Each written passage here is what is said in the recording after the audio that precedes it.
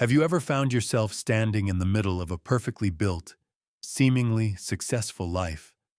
A life that looks right from the outside, yet something inside you whispers, "Is this really what I want?" Not what your parents expected, not what your partner envisioned, not what society labeled as the dream, but what your soul, your most intimate buried essence, truly longs for. The great and, let's be honest, sometimes painfully perceptive Carl Gustav Jung devoted his entire life to exposing those secret chambers of the human psyche. He believed that every spontaneous choice we make, every symbol that catches our attention for reasons we can't explain, is nothing less than a coded message from our deeper self. Today, you and I will attempt to decode one of those messages. We'll take a powerful Jungian personality test, a quiet, almost playful experiment that hides a mirror to your soul beneath what seems like a simple choice. But before we begin, let's make a deal. Around here, the only local currency is your support, your thoughtful like and your mindful subscription. That's what fuels the work we do and ensures you won't miss the discoveries that come next. Fair trade, right? Now imagine this. Every practical concern, bills, obligations, the endless to-do list, has vanished. Money no longer matters. You are free to choose any house on earth where you'll spend the rest of your life. We'll show you 5 archetypal homes, 5 distinct worlds. Your task: silence that relentless inner critic and analytic voice, and simply feel. Which vision pulls you in like a magnet? Which one does your soul instinctively reach for? Ready to meet your authentic self? Let's begin. The house in the countryside. Picture it. A sturdy little house, perhaps a bit old but incredibly reliable, surrounded by your own garden and fruit trees. Thin smoke curls lazily from the chimney. The air is heavy with the scent of sun-warmed wood and freshly cut grass. Here, life obeys not the tyranny of deadlines, but the timeless rhythm of the seasons. Spring planting, summer harvest, autumn rest, winter reflection. The pulse of nature, not the nervous heartbeat of the city. If this image calls to you with the force of a magnetic field, know this: it is the cry of your soul for peace, stillness, and solid ground. Such a choice reveals profound inner exhaustion, the yearning for a life where your efforts produce tangible, visible results. You dig a hole, plant a seed, and one day hold the fruit of your labor in your hands. Real, weighty, alive. It's a rebellion against the tyranny of touchscreens, a return of your hands to meaning. This is not just about farming or simplicity. It's your psyche protesting the artificial rhythm of modern existence. It's your longing for authenticity, for a world that smells, feels, and carries texture instead of existing only as glowing pixels. Yet let's dig deeper. This desire for simplicity can also be a retreat from complexity, a wish to narrow life down to something safe and controllable. This is my home. This is my garden. Here I am the ruler. No masks, no office games, no ambiguity, just honest labor and honest rest. But, and here lies the shadow, could this also be a fear of failure in the wider, more competitive world? A longing to build a small kingdom to avoid fighting for a place in the vast empire. This choice may belong to the wise soul who has outgrown chaos, or to the weary one who's afraid of scale and responsibility. Psychologically, it reflects the archetype of the Earth Mother, the urge to return to a symbolic womb, safe, predictable, fertile.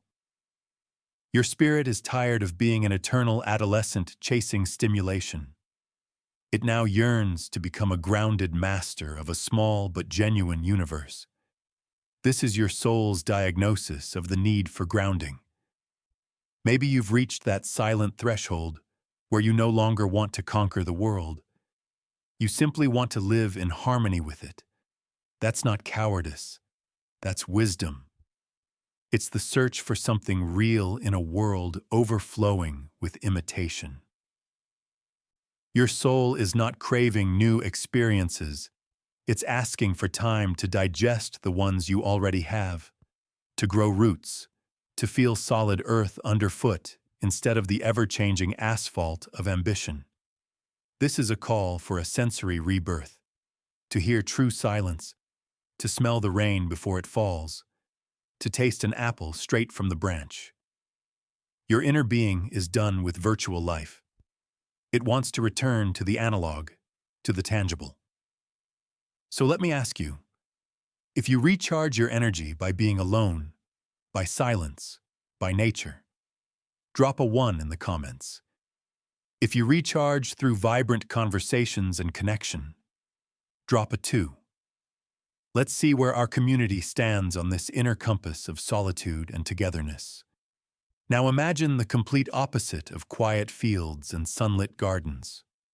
What if the countryside, with all its stillness and routine, makes you restless? What if, deep down, your soul hungers for sound, movement, and the pulse of human genius echoing through the streets? Picture this, a grand apartment in the historic heart of the city. The ceilings are impossibly high. The old wooden floor creaks like a memory, and through the enormous windows you can see the main square, paved with stones once walked by poets, inventors, and revolutionaries. The air is rich with the aroma of roasted coffee, old books, and the distant murmur of people chasing their dreams. If this is the vision that stirs your heart, then your soul isn't searching for silence. It's craving inspiration. This is the choice of a mind that thrives on energy, conversation, and creation. You don't want to live near art. You want to live inside it. You are nourished by ideas, culture, and human exchange. You draw strength from the collective heartbeat of civilization itself. You feel most alive at midnight, in deep conversation, surrounded by people whose words ignite new sparks in your imagination. For you, stillness is not gold, it's stagnation. Your spirit charges itself from intellectual friction, from the electric tension between ideas colliding in the air. You need the theaters, the exhibitions, the debates that stretch until 3 a.m. Not because you can't rest, but because your mind is most at peace when it's fully alive. To you, the city isn't noise. It's a symphony. It's the great orchestra of humanity, and you, perhaps unconsciously, have always wanted to play your part. But, as always, Jung would remind us, every light casts a shadow. Is this hunger for brilliance also a desire to be seen? To stand near greatness, hoping its glow reflects on you? To become part of the story so you never have to face the silence of your own? This choice can reflect the persona archetype, the mask we wear to belong, to be admired, to matter. Living in the city means living on display. You become part of a narrative larger than yourself, and that can be both empowering and dangerous. Because behind the theater lights, loneliness waits. Carl Jung once said, "Loneliness does not come from having no people around you, but from being unable to communicate the things that matter most." That line holds the key to this house. Your choice doesn't come from wanting the crowd. It comes from wanting connection. Not noise, but resonance. You don't seek a crowd of faces. You seek a tribe of minds. And in that search, the city offers a kind of sacred anonymity, a paradoxical freedom. Here, among millions, you can be anyone, explore every side of yourself, Wear masks, take them off, and put them back on, without judgment. That's something small communities rarely allow. So your choice speaks of a soul in motion, curious, restless, endlessly searching. You want to taste everything: ideas, beauty, chaos, emotion. You want to feel the architecture of meaning, the pulse of life in every conversation, every argument, every dawn seen through a cafe window. Your psyche doesn't want walls. It wants windows. It wants to breathe through culture. And your ideal home, that bright, historic apartment, becomes more than shelter. It becomes your intellectual temple, your sanctuary of stimulation. So, city dwellers of the soul, tell me this. When you walk through a crowd, do you feel drained or alive? Does conversation charge you or consume you? If your spirit grows sharper, louder, and brighter in the presence of others, this house, this life, may be your mirror. We've explored the grounded calm of the earth and the electric pulse of civilization. Now prepare yourself, because this next landscape belongs to water. It is where logic dissolves and emotion becomes the only language your soul truly understands. Close your eyes for a moment. Forget the city noise. Forget the ticking of clocks. Before you now stretches an endless expanse, the horizon where the sky melts into the sea. Your home stands right on the edge, suspended between two infinities. Its walls are glass and light, its terrace reaching over the waves. Every morning begins with the shimmer of sunlight on the surface of the water. Every night ends with the moon pouring silver across the sea. If your heart leaps at this image, if you feel drawn to it as if the tide itself were calling your name, then your soul is thirsty. Thirsty for freedom, for honesty, and for emotional truth.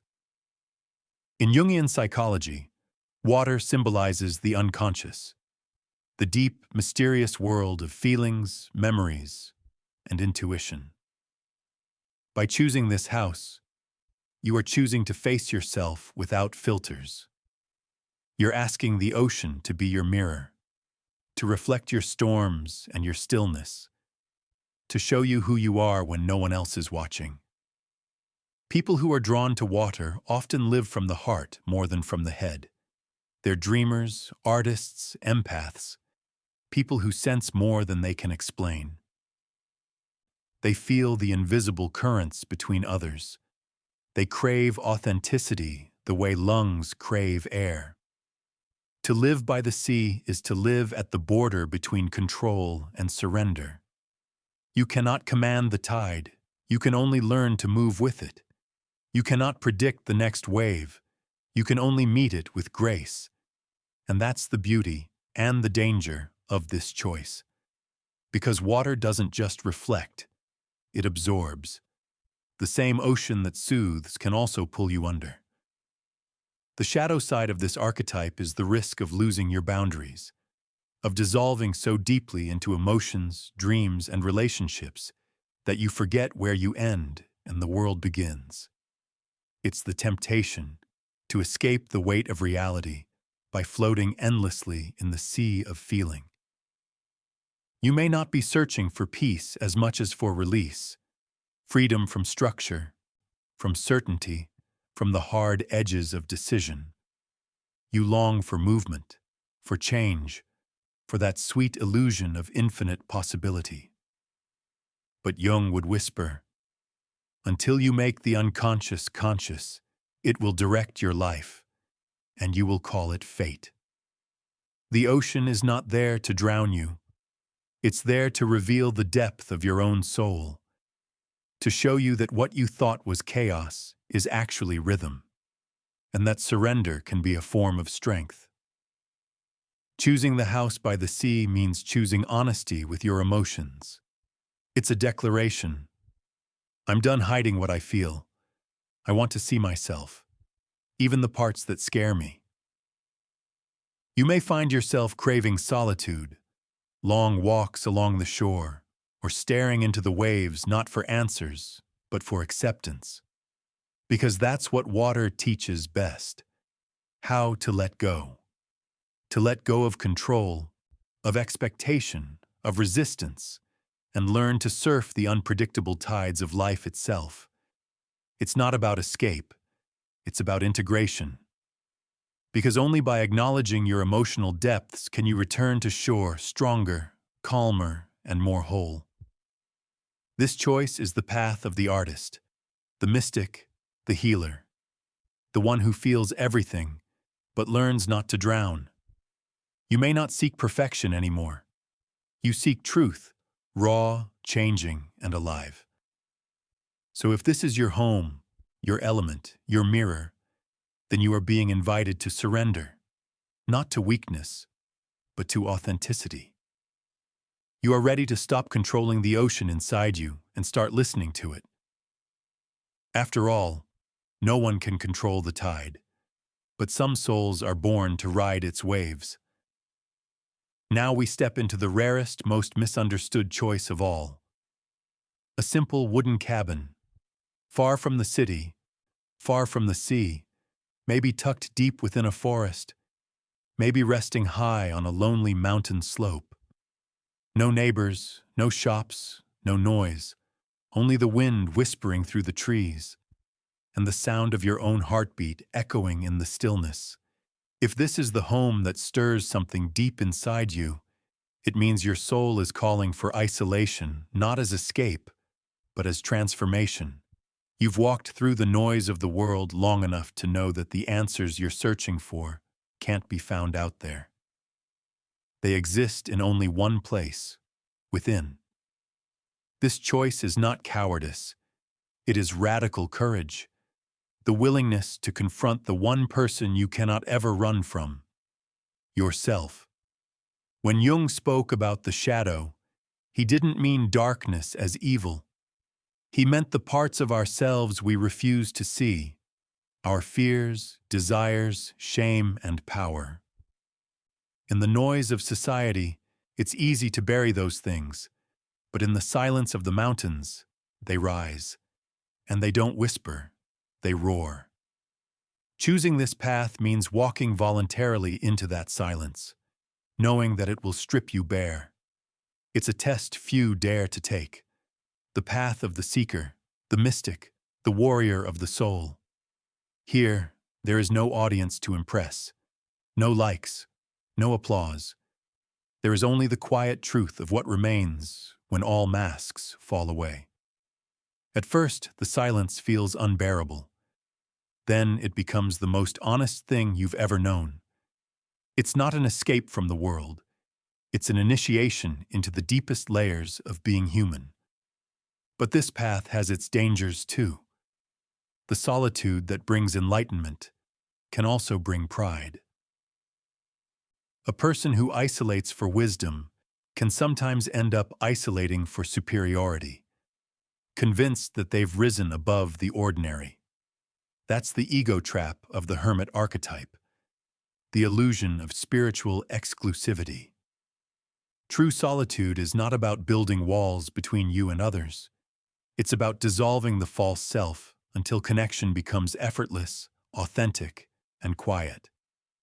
The mountain and the forest each speak different dialects of this solitude. The mountain is vertical, the climb toward spirit, perspective, and transcendence.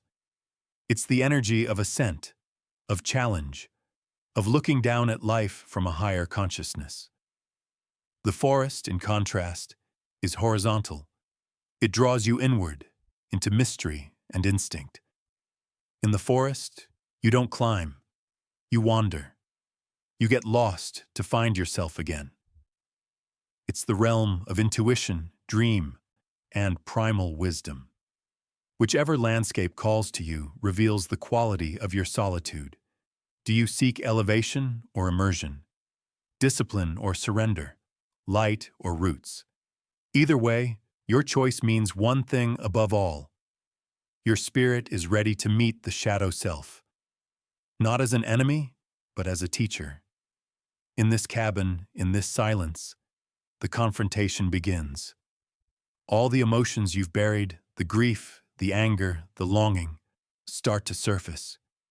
You see them, you face them, and slowly you begin to realize they were never your enemies. They were your unacknowledged power. This is the initiation of awakening, the stage Jung described with his immortal words. Who looks outside, dreams. Who looks inside, awakens. When you choose the mountain or forest cabin, you are declaring to life, I am ready to awaken, no matter how uncomfortable the truth may be. Many fear this choice because deep down, they sense what it requires, to stop running, to stop pretending, to meet themselves at last. But you are ready. Ready to listen to the only voice that matters, the voice of your true self. This is not the path of escape. It's the path of return. You walk away from the world not to abandon it, but to find the strength to come back transformed. Because in the end, the hermit is not a recluse. He is the one who walked into the darkness, met his own monsters, and came back carrying light. And now we arrive at the final vision, the largest, warmest, and perhaps most human of all. After the solitude of mountains and forests, imagine opening your eyes to this. A vast ancestral estate, filled with laughter, warmth, and life. Children running through hallways that echo with memories. The smell of pies and fresh bread drifting from the kitchen. The murmur of conversations that never quite end. This is not just a house. It's a universe of connection. A living archive of family, of belonging, of love passed from hand to hand like an invisible heirloom. If this image fills your chest with warmth, if something in you sighs and whispers, yes, this feels right, then your soul is not seeking isolation, it's seeking continuity. You've crossed the stages of exploration, of ambition, of self-discovery, and what remains now is the instinct to build something that lasts beyond yourself. You no longer measure value by how much you can take, but by how much you can give. In Jungian terms, this is the stage of generativity, the mature phase of the psyche when the focus turns from self-growth to the nurturing of others. You want to become the keeper of the hearth, the builder of a safe space where others can come to remember who they are. In a fragmented world, you choose to be the center of gravity that holds everything together. This house represents the archetype of the caregiver and the elder, the one who preserves history and passes it forward. Your mission is no longer conquest, but protection. You feel responsible not only for your own story, but for the stories that will follow. In its light form, this is pure love, a selfless devotion to those who depend on you. But as always, there is a shadow. The desire to hold a family together can turn into the need to control. The instinct to protect can morph into suffocation. You might guard your loved ones so fiercely that you forget to let them live. And yet, beneath it all, this impulse to gather, to nurture, to build a home that outlives you, it's one of the most sacred drives a human being can know. Because hidden in that act is our ancient longing for immortality. To leave a mark not carved in stone, but written into hearts. To be remembered not for what you owned, but for the warmth you created. Choosing the grand family estate is a declaration. I no longer need to prove who I am. I want to share what I've become. You've climbed mountains, crossed oceans, searched within, and now, at last, you are ready to build a world for others to belong to. A place where stories can continue. Where your children, your friends, your tribe can return and say, "Here, I am home." But even this archetype asks for balance. Remember, a true guardian doesn't bind, they bless. They don't demand loyalty through guilt, but inspire it through love. They don't chain people to their roots. They teach them how to grow their own. So if this is your home, your symbol, your truth, you have reached the most expansive form of selfhood. Your purpose is not to seek, but to give meaning. Not to build walls, but to build belonging. You are no longer the traveler of the soul. You are its host. And your legacy will be measured not by what you possessed, but by what you passed on. So here we are, 5 houses, 5 mirrors, 5 distinct worlds of being. Each one tells a story about where you are right now on the inner map of life. None is better or worse than the other. Each reveals a chapter of evolution, a state of consciousness, a whisper of your current truth.